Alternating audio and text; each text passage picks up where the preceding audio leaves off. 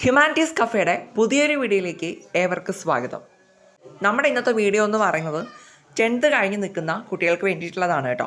Humanities എടുക്കാൻ താല്പര്യമുണ്ട്, എന്നാൽ എടുക്കുന്ന ടൈമിൽ നിങ്ങൾ ശ്രദ്ധിക്കേണ്ട കുറച്ച് കാര്യങ്ങളാണ് നമ്മൾ ഇന്നത്തെ വീഡിയോയിലൂടെ ഡിസ്കസ് ചെയ്യാനായിട്ട് പോകുന്നത്. ഞാനീ പറയുന്ന വളരെ കുറച്ച് കാര്യങ്ങൾ, ഏറ്റവും ബേസിക് ആയിട്ടുള്ള കുറച്ച് കാര്യങ്ങളാണ്. ഈ കാര്യങ്ങൾ നിങ്ങൾക്ക് ആപ്റ്റ് ആണോ എന്നൊന്ന് ചെക്ക് ചെയ്ത് നോക്കാം കേട്ടോ. അപ്പോൾ നമുക്ക് നേരെ വീഡിയോയിലോട്ട് പോകാം. ആദ്യമേ തന്നെ ഈ വിഷയത്തോടുള്ള നിങ്ങളുടെ താല്പര്യം, ഇൻട്രസ്റ്റ്, അത് വളരെയധികം പ്രധാനപ്പെട്ട ഒരു കാര്യമാണ്.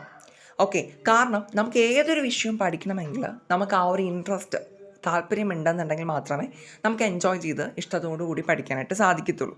ഓക്കെ, ഹ്യൂമാനിറ്റീസ് വിഷയങ്ങളെന്ന് പറയുമ്പോൾ നമ്മൾ കുഞ്ഞു ക്ലാസ് മുതലേ പഠിക്കുന്ന സോഷ്യൽ സയൻസിൻ്റെ ഒരു വിശാലമായിട്ടുള്ളൊരു പഠനമാണ് നമ്മുടെ ഇതിലുള്ള വിഷയങ്ങൾ കൊണ്ട് ഉദ്ദേശിക്കുന്നത് കേട്ടോ. അപ്പോൾ ഈ വിഷയങ്ങളോടൊക്കെ നിങ്ങൾക്ക് താല്പര്യമുണ്ടോ, ഹിസ്റ്ററിയും ജോഗ്രഫിയൊക്കെ പഠിക്കാൻ താല്പര്യമുണ്ടോ എന്നുള്ളത് ജസ്റ്റ് ഒന്ന് റീതിങ്ക് ചെയ്ത് നോക്കുക കേട്ടോ. അടുത്തൊരു പ്രധാനപ്പെട്ട കാര്യമാണ് റീഡിങ് സ്കിൽ എന്ന് പറയുന്നത്. ഇതെന്ന് പറയുമ്പോൾ വേറെ ഒന്നുമില്ല, കുഞ്ഞു ക്ലാസ് മുതലൊക്കെ തന്നെ എന്തെങ്കിലും ബുക്സൊക്കെ വായിച്ചും ഒക്കെ, അതായത് പഠിക്കുന്ന കാര്യമായാലും ഒത്തിരിയൊക്കെ വായിച്ച് ശീലമുള്ളവരാണെന്നുണ്ടെങ്കിൽ ഈ ഒരു കോഴ്സ് കുറച്ചുകൂടി എളുപ്പത്തിൽ നിങ്ങൾക്ക് പഠിക്കാനായിട്ട് സാധിക്കും. അങ്ങനെ പറയാനുള്ള റീസൺ എന്ന് പറയുന്നത് നമുക്കിതിനകത്തുള്ള വിഷയങ്ങളൊക്കെയും നമുക്ക് ഒത്തിരി വായിച്ച് മനസ്സിലാക്കി പഠിക്കേണ്ട കാര്യങ്ങളാണ് വരുന്നത്. ഓക്കെ, എസ് എ ആയിട്ടും ഒക്കെ വരുന്ന കാര്യങ്ങളാണുള്ളത്. അപ്പോൾ ഇങ്ങനെ ഒരു റീഡിങ് ഹാബിറ്റ് ഉള്ള കുട്ടികളെ സംബന്ധിച്ചിടത്തോളം ഈ ഒരു കോഴ്സ് എടുക്കുമ്പോൾ കുറച്ചുകൂടി ബെനിഫിറ്റ് ആയിരിക്കും ഉണ്ടാവുക. പിന്നെ വരുന്ന ഒരു ഇമ്പോർട്ടൻറ്റ് കാര്യമാണ് റൈറ്റിംഗ് സ്കിൽ. നമ്മൾ വായിച്ചത് കൊണ്ട് മാത്രം കാര്യമായില്ല, നമ്മൾ എന്ത് ചെയ്യണം, നമുക്ക് നന്നായിട്ട് അതിനെ എഴുതി ഫലിപ്പിക്കാൻ കൂടി പറ്റണം. ഓക്കെ, നമുക്കറിയാം നമ്മുടെ ഹ്യൂമാനിറ്റീസ് വിഷയങ്ങളിലൊന്നും നമുക്ക് എക്സാമിന് നമുക്ക് പോയിൻ്റ് വൈസ് ഒന്നും എഴുതിയാൽ കഴിഞ്ഞാൽ മാർക്ക് കിട്ടത്തില്ല.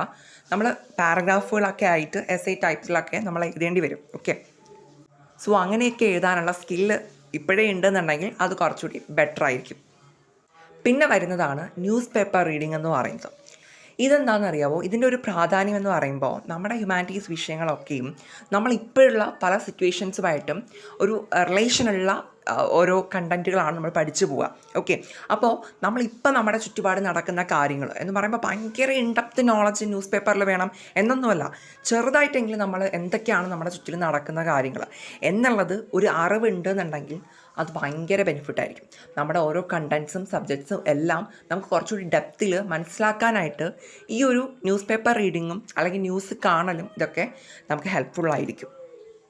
പിന്നെ വരുന്ന കാര്യം എന്താണെന്നറിയോ, ഇയേഴ്സാണ് എന്ന് പറയുമ്പോൾ നമുക്കറിയാം നമ്മുടെ സോഷ്യൽ സയൻസൊക്കെ പഠിക്കുന്ന ടൈമിൽ തന്നെ ഒത്തിരി വർഷങ്ങളൊക്കെ നമ്മൾ കണ്ടിട്ടുള്ളതാണ്.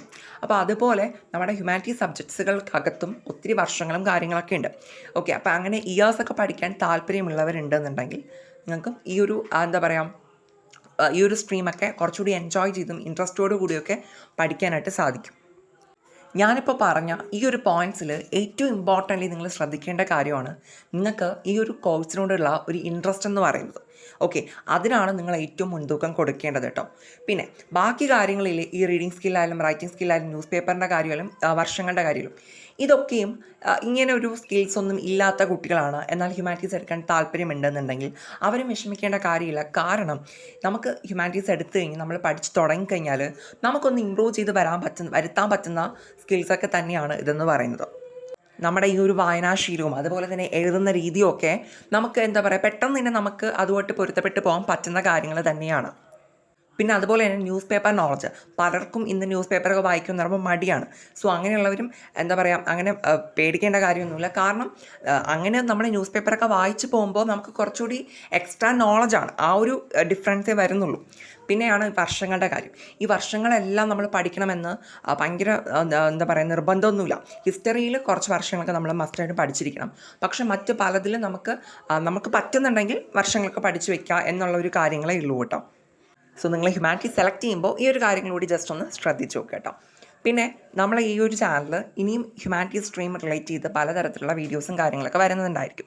ഫ്യൂച്ചർ ജോബ് ഓപ്പർച്യൂണിറ്റീസും അങ്ങനെയുള്ള പല ഇമ്പോർട്ടൻറ്റ് അപ്ഡേറ്റ്സുകളും വരുന്നതായിരിക്കും. സോ അതുകൊണ്ട് തന്നെ സബ്സ്ക്രൈബ് ചെയ്ത് നിങ്ങൾ ബെല്ലൈക്കൺ കൂടി എനാബിൾ ചെയ്ത് വയ്ക്കുക. അങ്ങനെയെങ്കിൽ കുറച്ചുകൂടി നിങ്ങൾക്ക് ഹെൽപ്ഫുൾ ആയിരിക്കും കേട്ടോ. Thank you.